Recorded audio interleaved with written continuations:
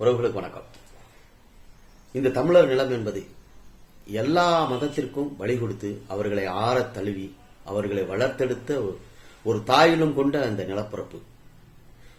ஆசிவகம், பௌத்தம், சமணம், மாலியம், சிவனியம், கிறிஸ்தவம், இஸ்லாம், இப்படி எண்ணற்ற மதங்களை ஆறத் தழுவி இடம் கொடுத்து அழகு பார்த்த அந்த தமிழர் நிலப்பரப்பில் இன்று தொன்மை என்று சொல்லப்படுகிற அறுபடை வீடுகளில் முதல் வீடான அந்த திருப்பரங்குன்றத்தில் இந்து மதத்தின் அடிப்படையிலையும் இஸ்லாமியர் என்ற போர்வையிலும் போட்டி போட்டுக்கொண்டு தொன்மையான திருப்பரங்குன்ற அந்த மலை, அந்த தென் பரங்குன்ற அந்த பெருமலையை அது சிக்கந்தர் மலை என்று சிக்கல்களை உருவாக்கி அரசியல் செய்வது இந்த கபட நாடக, இந்த கீழ்த்தரமான அரசியலை நாம் ஏற்றுக்கொள்ள முடியாது. இது வன்மையாக கண்டிக்கத்தக்கது கூட. அப்ப அந்த கோயில் வரலாறு என்ன? சிக்கந்தர் என்பவர் யாரு? அவர் எப்போ வந்தார்? இந்த கோயில் தலங்களுடைய வரலாறு என்ன சொல்லப்படுகிறது? அப்ப திருப்பரங்குன்றம்ங்கிறது, திரு என்பது பெருமைக்குரிய எல்லா ஒரு விடயங்களையும் சொல்லக்கூடியது. பரன் என்றால் மேல, பரன் என்றால் மேல. அப்ப குன்றம் என்றால் குன்று இருக்கும் இடமெல்லாம் குமரன் இருப்பான் என்ற பாடல் வரிகள் சொல்லப்படுகிறது. முதல்ல தென்பரங்குன்றம், இதுதான் வரலாறு. ஏன்னா இது பாத்துட்டீங்கன்னா இதனுடைய வாசல் தெற்கு வாசல். ஏன் முதல் படை வீடு, அதுல இந்த முதல் படை வீடுல ஏன் தெற்கு வாசல் இருக்கு அப்படின்னு பார்த்தீங்கன்னா, இது தென்னவனை போற்றக்கூடியது. முருகன் ஒரு பாண்டிய மன்னன், ஒரு பாண்டிய பேரரசன். அப்ப சோமசுந்தர பாண்டியன் மீனாட்சிக்கு பிறந்த தவப்புதல்வனாக சொல்லப்படுகிறது. அதே நேரத்தில் இங்க இந்திரனுடைய மகளை திருமணம் நடத்த நிகழ்வு இந்த தலத்தில் இன்னும் வாழ்விலாக வாழ்ந்து கொண்டிருக்கிறார்கள். அப்ப இந்த இடத்துல தென்னவன், அந்த தெற்கு வாசல் என்பது குமரிக்கண்டத்தினுடைய எச்சம். அந்த அங்கு பாத்துட்டீங்கன்னா முதல் தமிழ் சங்கத்தில் சிவனாரும் முருகனும் 4444 புலவர்களுடைய தென்மதுரை, கபாடவரம், முத்தூர் என்ற 3 தமிழ்ச்சங்கங்கள் இருந்ததாகவும், இப்ப இருக்கிற தொல்காப்பியம், இலக்கண இலக்கிய நூல்கள்லாம் அரங்கேற்றப்பட்டதாக அங்கு சொல்லப்படுகிறது. அப்ப நீர் பிரளயத்திற்கு பிறகு மேட்டு பகுதிக்கு வந்த பாண்டியர்கள் அந்த பிடிமண் எடுத்து வந்ததே இங்கே அந்த பெரும் நகரத்தை கட்டி எழுப்பினார்கள் என்று சொல்லப்படுகிறது. இது வரலாறு, பல முறை நம்ம பேசியிருக்கிறோம். அப்ப இந்த வரலாற்று பெருமை மிக்க இந்த கோயிலுடைய தொன்மை, அது ஈழக்குடும்பியன் என்ற கல்வெட்டு சமண படுக்கைகள் செய்து கொடுப்பது என்பது கியூமூல நடந்த அந்த குச்சி எழுத்து அந்த தமிழ் கல்வெட்டுகள் சொல்லப்படுது.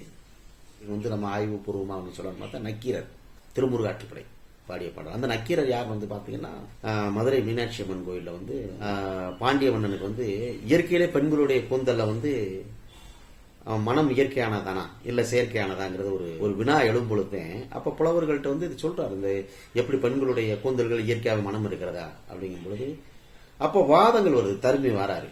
அப்ப கொங்கு தேர் வாழ்க்கை அஞ்சரை தும்பி காமம் செப்பாது கண்டது முடியுமோ அப்படிங்கிறது இந்த தும்பி இனத்தை சேர்ந்த உயர்ந்த சாதி ஒன்றே நீங்கள் கண்ட மலர்களிடையே அந்த மனம் மிகுந்த அந்த மலர்களுக்கிடையே பெண்களுடைய கூந்தல் அந்த மனம் அந்த இயற்கையானதா என்ற வரிகள் பேசப்படும் பொழுது இல்லை, நக்கீரர் சொல்றாரு, மலர்களை சூடுவதால் தான் பெண்களுக்கு கூந்தல்ல மனம் வருகிறதை தவிர இயற்கையாக இல்லை அப்படிங்கிறாரு.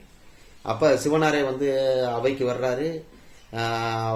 நெற்றிக்கண்ணை திறக்கும் பொழுது, நீரே முக்கனுடையவராக இருந்தாலும் குற்றம் குற்றமே, அது இயற்கை அல்ல, அது செயற்கையாக நறுமலர்களை சூடுவதால் தான் பெண்களுக்கு நறுமணம் வருகிறது என்று சொல்லும் பொழுது எரிச்சிடறாரு. பிறகு பொற்தாமரை குளத்துல நக்கீரன் எழுப்பப்படுறாரு. அப்ப இதெல்லாம் 2000 ஆண்டுகளுக்கு முன்பாக சொல்லப்படுகிறது. இந்த காவியம் எதற்காக சொல்லப்படுகிறது என்றால், தமிழோடு விளையாடவே வந்தோம் அப்படின்னு சிவனாரும் முருகனும் கொஞ்சி விளையாடி அந்த தமிழ் அங்க பேசப்படுகிறது. அப்ப 2000 ஆண்டுகளுக்கு முன்பாக உள்ள தொன்மை இப்ப நல்லா புரிஞ்சுக்கணும். அப்ப 2000 ஆண்டுகளுக்கு முன்பாக உள்ள ஒரு வரலாற்று சிறப்புமிக்க வாழ்வியலை கொண்ட இந்த மதுரையினுடைய வரலாறு, இந்த தல வரலாறு. அப்ப படையெடுப்பு காலத்தில் வந்த ஒரு இஸ்லாமியர் பிதைக்கப்பட்ட இடம். அது அது வரலாற்றின் அடிப்படையில் பார்க்க வேண்டுமே தவிர ஒருபோதும் மதத்தின் அடிப்படையில் பார்க்கக்கூடாது. மதத்தின் அடிப்படையில் பார்த்தோம் அப்படின்னா அது பெரும் சிக்கல் தான் உருவாகும். அதுக்கு நம்ம தீர்க்கவே முடியாது. அப்ப இதுல வரலாறு அப்படின்னு பேசணும்னா மறுபடியும் பிற்கால பாண்டியரையும் பேசணும். பிற்கால பாண்டியர் யாருன்னா குலசேகர பாண்டியன். குலசேகர பாண்டியன் பார்த்தீங்கன்னா மதுரையும் ஈழமும் கருவூரும் மலைநாடு, சேரநாடு, சோழ நாடு, 2 கொங்கு நாடுகளை ஆட்சி செய்த பெரும் பேரரசன். அதே பிற்கால பாண்டியர்களே வந்து வலிமையான ஒரு பாண்டிய மன்னன். அவருடைய பிள்ளைகளே வந்து வீரபாண்டியன், சுந்தரபாண்டியன். இதுல 2 விதமான பார்வை அந்த அதில் வந்து சொல்லப்படுகிறது. மூத்ததாரம் வந்து அவருடைய தலைமகன் வந்து இளையவனாகவும், இளையதாரத்தினுடைய மகன் வந்து மூத்தவனாகவும் சொல்லப்படுகிறது. அப்ப வீரபாண்டியன் வந்து இளையதாரத்தோட மூத்த மகனாக சொல்லப்படுகிறது. அப்ப வீரபாண்டியனுக்கு முறைப்படி வந்து அவருக்கு முடிசூடணும் அப்படின்னு சொல்லும் பொழுது முடிசூடப்படுது. அதுல வந்து மூத்ததாரத்து பையனான சுந்தரபாண்டியன் வந்து முரண்படுறாரு. பிறகு வந்து வீரபாண்டியன் வீழ்த்தப்படுறாரு. மறுபடியும் சுந்தரபாண்டியன் வர்றாரு. அப்புறம் வீரபாண்டியன் தன் படைகள்லாம் வச்சு சுந்தரபாண்டியனை வீழ்த்தி தலைமறைவாகிறார். கேரளா கண்ணூர் பகுதிக்கு போறாங்க. அப்ப கேரளாவில் உள்ள கண்ணூர்ல வந்து அவர் தலைமறைவாக இருக்கும் பொழுது என்ன நடக்குது அப்படின்னு வந்து பார்த்துட்டீங்கன்னா அதுல நல்லா புரிஞ்சுக்கணும். வீழ்த்தப்பட்ட அந்த வீரபாண்டியன் யார்கிட்ட போறாரு அப்படின்னா, தனக்கு படை பலம் வேணும்ல, அதிகமா வேணும் அப்படிங்கிறதுக்காக அலாவுதீன் கில்ஜிட்ட போறாரு. அந்த சுல்தான் படையெடுப்பு, அந்த அலாவுதீன் கில்ஜி தான் இங்க உள்ள வராரு. அவங்களோட படையில தான் வச்சு அடிக்கிறாங்க. அப்ப வந்து கேரளாவில் வந்து கண்ணூர் என்ற இடத்துல வந்து தலைமறைவாக இருக்கும் பொழுது அதிகமான பேரிழப்பு வந்து ஏற்படுது, சுரண்டல் ஏற்படுது, கொள்ளையடிக்கப்பட்டதாக வந்து சுல்தானோட நாட்குறிப்பிலே வந்து பதிவு செய்யப்பட்டிருக்கு. அதில் மாற்று கருத்து இல்லை. அப்பெல்லாம் பெரும் கோபம் கொண்ட மக்கள் மீண்டும் வந்து அப்படியே கொஞ்சம் கொஞ்சமா வந்து சிதற ஆரம்பிச்சிடுறாங்க. அப்ப அந்த நேரத்தில் வந்து பார்த்துட்டீங்கன்னா வட இந்தியாவில் வந்து சுல்தானோட ஆட்சியும், தென்னிந்தியாவில் வந்து விஜயநகர பேரரசு ஆட்சியும் இருக்கிறது. அப்ப வட இந்தியாவில் சுல்தானுடைய ஆட்சியும், தென்னிந்தியாவில் வந்து விஜயநகர பேரரசு இருக்கும்பொழுது எப்படி அலாவுதீன் கில்ஜி உள்ள வந்தாரு அப்படிங்கிறத நீங்க பார்க்கணும். அப்ப அரியர புக்கர் இருக்காருல்ல, அந்த புக்கரோட அனுமதி இல்லாம வரல. அவரே இஸ்லாமியர்தான் சொல்லப்படுது. அவருடைய அனுமதித்தின் பேர்ல தான் உள்ள வர்றாங்க. உள்ள வந்து சண்டை போடுறாங்க. சண்டை போடும் பொழுது சுல்தான் அனுப்பிவிட்ட படைகள் வந்து அந்த ஜலாலுதீன் படை வந்து மதுரையை பார்த்தவனே அந்த கோயில், கோபுரம், நடைநவல் புரவி, அந்த களிரும் தேரும், இந்த வயலும் வயல் சார்ந்த இடமும், இந்த நாடும் நாகரிகம் பார்த்து ஆசைப்பட்டு இது தனித்த சாம்ராஜ்யமா வந்து அறிவிக்கிறாரு. அது சுல்தான் டெல்லி சுல்தானுக்கு பெரும் கோபத்தை ஏற்படுத்துது. அப்ப டெல்லி சுல்தான் வரும் பொழுது அப்ப வட இந்தியாவில் உள்ள டெல்லி சுல்தான் இங்க வந்து அதிகாரம் செலுத்திடக்கூடாதுங்கிறது தென்னிந்தியாவில் உள்ள விஜயநகர பேரரசு வந்து பெருத்த முரண்பாடு ஏற்படுது. அப்பதான் வந்து இவங்களுக்குள்ள வந்து பெரும் மோதல் ஏற்படும் பொழுதுதான் வந்து குமார கம்பனை உள்ள வராரு. குமார கம்பனை வந்து கொள்ளையடிக்கப்பட்டது உண்மை, அதுல மாற்று கருத்து இல்லை. யாரு?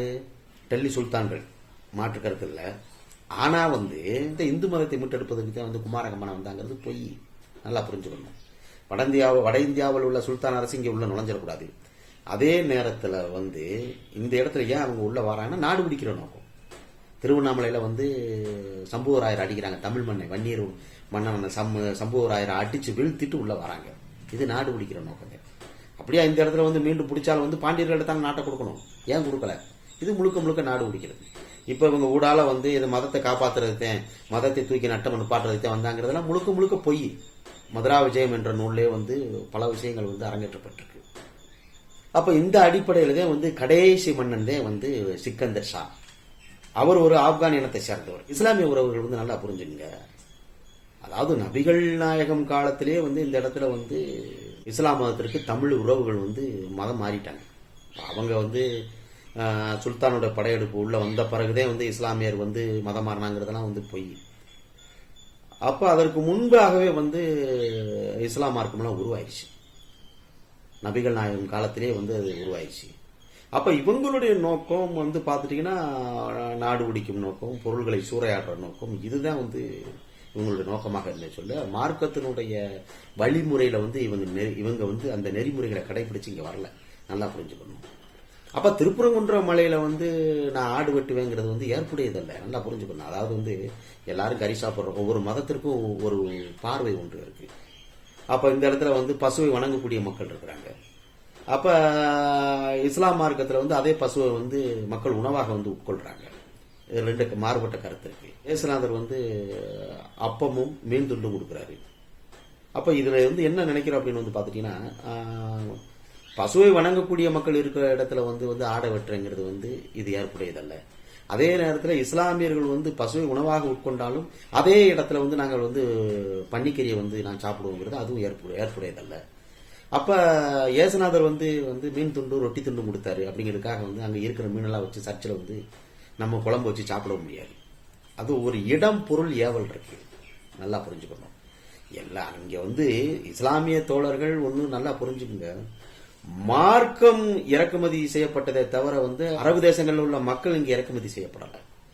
அந்த காலத்துல உள்ள அடக்குமுறை, ஒடுக்குமுறை, தீண்டாமை இதெல்லாம் வந்து பூர்வகுடிகள் அதிலிருந்து தன்னை விடுவிக்க வேண்டும் என்ற ஒற்றை நோக்கோடு மார்க்கத்தை தழுவினாங்க. கிறிஸ்துவ மார்க்கத்தை தழுவினாங்க, இஸ்லாம் மார்க்கத்தை தழுவினாங்களே தவிர வந்து மதங்கள் தான் வந்து இறக்குமதி செய்யப்பட்டிருக்கு, மக்கள் இறக்குமதி செய்யப்படல. அதை நல்லா புரிஞ்சுக்கணும் நீங்க வந்து. அப்ப இந்த இடத்துல வந்து இஸ்லாம் மார்க்கம் வந்து குர்ஆன் வந்து என்ன சொல்லுது அப்படின்னு வந்து பாத்தீங்கன்னா, ஒரு மார்க்கம் இருக்கிற இடத்துல வந்து இன்னொரு மார்க்கத்தை வந்து திணிப்பது, அபகரிப்பது என்பது வந்து அந்த மார்க்கம் வந்து சொல்லலை. அதே நேரத்தில் 2000 ஆண்டுகளுக்கு முன்பாக உள்ள, குறிப்பாக சொன்னால் 7000 ஆண்டுகளுக்கு முன்பாக அறுபடை வீடுகளில் முதல் வீடாக சொல்லப்படுகிற அந்த திருப்பரங்குன்றத்தில் வந்து நான் வந்து மேலே வந்து தர்காவில் வந்து கிடா வெட்டுவேங்கிறது எந்த மார்க்கம் சொல்லிருக்கு? இஸ்லாம் மார்க்கம் சொல்லிச்சா? அதை காட்ட முடியுமா? அந்த சுல்தானோட கடைசி மன்னனாக சொல்லப்படுகிற அந்த இடத்துல வந்து விதைக்கப்பட்டதே வந்து ஒரு மார்க்கத்தின் மீது திணிக்கப்பட்ட ஒரு கொடூரமாத்த நம்ம வந்து பார்க்கணும். தோழர்கள் வந்து நீ கடா வெட்டுங்க, வெளியில ஒரு மண்டபத்தை பிடிங்க, எல்லாத்தையும் கூப்பிடுங்க இஸ்லாமிய சகோதரர்கள், நம்ம வந்து உணவு இருந்தலாம், பிரச்சனைகளை பேசிக்கொள்ளலாமே தவிர வந்து இப்ப கீழே வந்து தொன்மை ஒன்று இருக்குல்ல, நமச்சிவாய வாழ்க, நாதந்தாள் வாழ்க, இமைப்பொழுதும் எண்ணெஞ்சல் நீங்காதான் வாழ்க, கோகுலி ஆண்ட குருமனிதன் தான் வாழ்க, ஆகமா நின்ற அன்னிப்பன் தான் வாழ்க, ஏகன் அநேகன் இறைவனடி வாழ்க. அப்படின்னா ஏகன் அப்படின்னா அந்த இறைவன், ஒரு இறைவன் வந்து அநேகன்னா இந்த உலகத்தில் எல்லாம் அவன் வந்து பரவி நிற்கிறான் அப்படிங்கிறது சிவனை பற்றி போற்றப்படுகிறது. நல்லா புரிஞ்சுக்கணும். உறவு தென்னாடுடைய சிவனை பற்றி என் நாட்டுக்கு இறைவா போற்றினான். தென்னாட்டுக்கு அவன் சிவன்டா, என் நாட்டுக்கு அவன் வந்து அவன் தான் இறைவனா இருக்காங்கிறது. அப்ப தொன்மைகள் வந்து இது வந்து நம்ம சொல்லப்படுகிறது. அப்ப வந்து வள்ளலாரும் சரி, தாய்மானவனும் சரி, ஆண்டவனின் அருளை பெற அன்பு நெறியை கடைபிடித்தால் போதும் என்று வீண் சடங்குகளில் உடலை வருத்த தேவையில்லைங்கிறார். புரிஞ்சுங்களா? ஆண்டவனின் அருள் என்பது வந்து அன்பு நெறிதான், வீண் சடங்கு அதெல்லாம் வந்து கட்டமைக்கப்பட்டிருக்குது. அதனால அன்பா இருங்க, அதுவே சரி அப்படிங்கிறத நம் முன்னோர்களுடைய, ஞானிகளுடைய, யோகிகளுடைய வரிகளாக வந்து சொல்லப்படுகிறது. நம்ம இடைப்பட்ட காலத்தில் தனக்கான மார்க்கத்திற்கின் அடிப்படையில் வந்து தன் மதத்தை உயர்த்தி பிடிப்பதற்கும் தன் மதத்தை இன்னொரு மதத்தை வந்து திணித்து சிக்கல்களை உருவாக்குவதற்கு வந்து பல அரசியல் தலைமைகள் வந்து முன்னிறுத்தி பல சிக்கல்களை உருவாக்குது. அதனால இஸ்லாமிய தோழர்கள் வந்து திருப்புறங்குன்றம் என்பது வந்து சிக்கந்தர் மலை என்பது வந்து ஏற்புடையதல்ல. அது தர்கா, மசூதி என்பது வேற, தர்கா என்பது வேறன்னு உங்களுக்கு தெரியும். தர்காவில் எந்த தர்காவில் வந்து கடா வெட்டுவீங்க சொல்லுங்க பார்ப்போம். ஒரு மார்க்கத்திற்கு வந்து அது சரியில்லை, முரண்பாடான கருத்தா இருக்குன்னு நம்மதே விலகி நிற்கணுமே தவிர வந்து அதை வந்து அரசியல்படுத்துறதுக்கு என்ன இருக்கு? நீங்க நல்லா புரிஞ்சுருங்க. ராமநாதபுரம் நாடாளுமன்ற எம்பி நவாஸ்கனிக்கு இங்க என்ன வேலை இருக்கு? அவர் அனுப்புறது யாரு? அதுக்கு பின்புலமாக இருப்பது யாரு? திராவிட முன்னேற்ற கழகம். இங்க அறநிலைத்துறை அமைச்சர் சேகர்பாபு ஏன் வரல? எங்க போனாரு? இந்த மண்ணில் தானே அவர் இருக்காரு. அப்ப இவ்வளவு பெரிய பிரச்சனைகள், ஒரு சர்ச்சைகள் தொடர்ந்து வரும்போது சேகர்பாபு எங்க போனாரு? அந்த அறநிலைத்துறை அமைச்சராக இருக்கக்கூடியவர். அப்ப இதுல உள்ள அரசியலை நம்ம புரிஞ்சுக்கணும்ல. அந்த மதுரை மண்ணில் தீக்குளுத்தி மூர்த்தி எங்கெல்லாம் சிக்கலை உருவாக்கணுமோ அங்கெல்லாம் வந்து பல சிக்கல்களை உருவாக்கி இந்த மக்களிடையே, தமிழ் சமூகங்களிடையே மோதலை உருவாக்கி இது வந்து சிக்கலை ஏற்படுத்துறது தானே. இங்க இருக்கிற இஸ்லாமியர்கள் யாரு? சந்திரமண்டலத்திலிருந்து விழுந்தா? தென் தமிழகம், குறிப்பாக ராமநாதபுரம் மாவட்டம், இதை தவிர்த்து தேவேந்திர உள்ள வேளாளர் சமுதாய மத மாற்றத்தில் பெரும் பங்காற்றிய வரலாற்று தரவுகள்லாம் எத்தனையோ இருக்கு. எடுத்து காட்டணுமா? எங்க இருந்து வந்தேன்? இவன் இஸ்லாமிய தமிழன், இவன் முருகனை வழிபடுற தமிழன். ரெண்டும் உண்மைதானே. மதம் என்பது எப்பொழுதும் மாற்றப்படலாம், ஆனா இனம் என்பது மாறாது. பேசுகிற மொழி இனமாகாது. பேசுகிற மொழி எல்லா அன்னைக்கு நான் ஒரு மொழி பேசலாம், இன்னும் 4 மொழி மறுநாள் பேசலாம், நீங்களும் பேசலாம், நானும் பேசலாம். ஆனா நம் தாய்மொழி என்னன்னு ஒண்ணு இருக்குல்ல. அப்ப மார்க்கம் இன்னைக்கு ஒரு மார்க்கம் இருக்கும், நாளைக்கு ஒரு மார்க்கம் மாறலாம். எப்படி மாறக்கூடியது, ஆனா இனம் மாறக்கூடியது அல்ல. இங்க மதத்தால் பார்த்தால் இந்த பிரச்சனைக்கு ஒருபோதும் தீர்வு ஏற்படாது. ஐயா காகிதம் இல்லத்தவர் வந்து என்ன சொல்றாரு? நான் அல்லாஹ் என்று அழைப்பதற்கு முன்பாக நான் அம்மா என்று அழைத்தேன்கிறாரு. இஸ்லாம் எங்கள் வழி, இன்ப தமிழே எங்கள் மொழி என்று அவர் பதிவு செஞ்சிருக்காரு. அதனால் அன்பிற்குரிய உறவுகள், அந்த திருப்புறங்குன்றம் முதல் படை வீடு என்பது அது என்ன தொன்மை, எவ்வளவு காலம் தொன்மை என்பதை உறவுகள் தான் புரிந்து கொள்ள வேண்டும். இதே வந்து அரசியலுக்காக வந்து இந்து மதத்தின் அடிப்படையிலும் இஸ்லாமியர் கோட்பாட்டின் அடிப்படையில் வந்து மதத்தின் பார்வை என்பது முட்டி மோத விட்டு ரத்தம் குடிக்கும் இந்த அரசியல் ஈனர்களுடைய ஈன புத்திக்கு பலியாகிவிடக் கூடாது என்பதுதான் எங்களுடைய பார்வை. கோயில் என்பது அதிகார மையம். உறவு புரிஞ்சுக்கணும். கோயில் என்பது அதிகார மையம். பாண்டியர்களுடைய அதிகாரம். அந்த இடத்துல கோலை செய்தனாலத்தே வந்து கருங்களால் கட்டப்பட்ட கோயில்கள் அத்தனையும் அதிகார மையமாக திகழ்ந்தது. அது பாண்டிய மன்னனால் கட்டப்பட்டது. கடவுர கோயில் என்பது மதுரை பெருநகரம் உருவாக்கப்படும் பொழுது கட்டிய பெருநகரத்தில் வந்து மேலே வந்து தர்கா இருக்கு. அந்த இடத்துல நான் ஆடு வெட்டுவேன், அங்கே கோழி வெட்டுவேங்கிறது எவ்வளவு பெரிய ஒரு வரலாற்று அளிப்பு. உறவு புரிஞ்சுக்கணும். மசூதி இருக்கு ஒரு பக்கம் கிறிஸ்தவ ஆலயம் இருக்கு, ஒரு பக்கம் பெரும் கோயில்கள் இருக்கு, எண்ணற்ற கோயில்கள், சமண படுக்கைகள் இருக்கு. எத்தனையோ வாழ்வியல கொண்ட அந்த இடத்துல வந்து தொன்மை ஒன்று இருக்குல்ல, புரிஞ்சுக்கணும்ல. அதனால இதை வந்து கையில் எடுக்காம வந்து அந்த திராவிட கட்சிகள், திராவிட முன்னேற்ற கழகம் வரும் தேர்தலில் சிறுபான்மையர்களுடைய வாக்குகளை வந்து பெருவாரியாக அள்ள வேண்டும் என்ற ஒற்றை நோக்கோடு திருப்பரங்குன்றத்தை வந்து கையில் எடுத்து சிக்கல்களை உருவாக்குவது என்பது வந்து ஒரு கீழ்த்தரமான செயல். இதற்கு இஸ்லாமிய தமிழர்கள் வந்து பலியாக வேண்டாம். அதே நேரத்தில் வந்து இது மத பிரச்சனை அல்ல, இது பாண்டியர்களுடைய குடும்ப பிரச்சனை. உனக்கு மதம், எனக்கு இது குடும்ப பிரச்சனை. புரிஞ்சுங்களா? முட்டி மோதி சாகுது யாரு இந்த மண்ணுல? மதத்தின் அடிப்படையில் முட்டி மோதி சாக வேண்டாம் என்பதற்காகத்தான் இதை சொல்றோம். புரிஞ்சுங்களா? இன்றும் அல்ல, இன்னைக்கு முருகனை வந்து எல்லா குடிகளும் வணங்கலாம், அவரை போற்றலாம், அதில் மாற்று கருத்து இல்லை. ஆனால் இது பாண்டியர்களுடைய வாழ்வியல். இந்த இடத்தில் நான் சொல்ல வேண்டிய கடமையில் இருக்கிறோம். இன்னைக்கு முருகன் வந்து நீ நான் அப்படி எந்த வரலாறுனாலும் பேசிக்கோ நீ. ஆனா சோமசுந்தர பாண்டியனும் மீனாட்சியும் ஒரு நாள் நடை சாத்தப்பட்டு திருமண நிகழ்வில் தெய்வானையை திருமணம் முடித்து மறுவீடு வரும் வழக்கம் மாடக்குளம் ஊர்குடும்பனுக்கு அந்த பரிவட்டம் என்பது அந்த வரலாற்று சிறப்புமிக்க நிகழ்வு இன்னும் வந்து தொடர்ந்து கொண்டிருக்கிறது. புரிஞ்சுட்டீங்களா? அதே வந்து அறம்பெறல் மரபின் பெரும்பெயர் முருகு செறிவில் விருவ பொறுவரல் மல்ல என்று மதத்தின் அடிப்படையில் பார்த்தால் இந்த பிரச்சனைக்கு தீர்வு இல்லை. வரலாற்றின்படி பார்த்தால் தான் இந்த பிரச்சனைக்கு வந்து தீர்வு ஏற்படும். அதனால் வந்து உறவுச்சிக்கு சிக்கி சீரழிய வேண்டாம் என்பதுதான் இந்த காணொலி மூலம் கேட்டுக்கொள்கிறேன். நன்றி.